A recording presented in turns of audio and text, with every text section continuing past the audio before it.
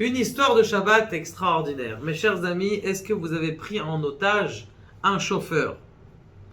Il était une fois un Moël. Vous savez, ce Moël qui est très connu en Eretz Israël et il fait des Brit Mila toute la journée. Maintenant, d'aller à une Brit Mila d'un endroit à un autre, ça prend du temps. Maintenant, vous savez, les gens aujourd'hui, malheureusement, je ne sais pas pourquoi, ils ont pris cette folie de faire des Brit Mila de l'après-midi.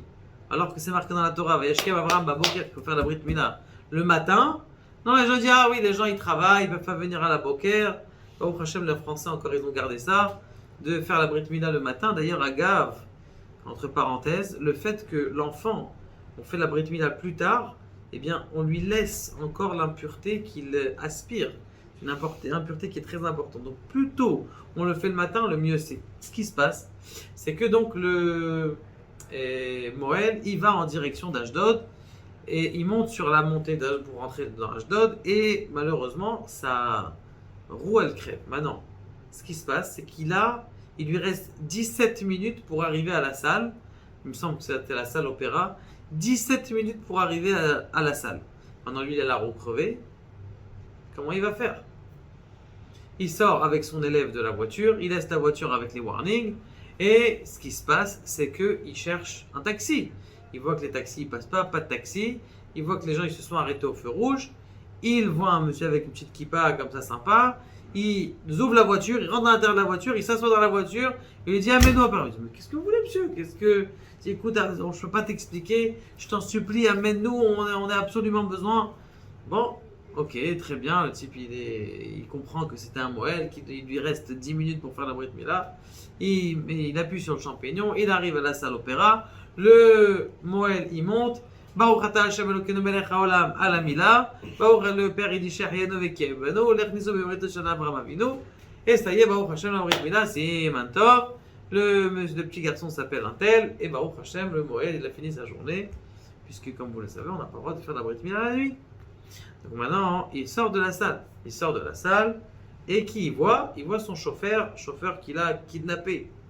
Le chauffeur kidnappé. Il dit qu'est-ce que tu fais là? Il dit bah écoutez, j'ai commencé une mitzvah, je finis ma mitzvah, je vous ramène à la voiture, qu'on change la roue, qu'on s'occupe de, vous puissiez rentrer chez vous.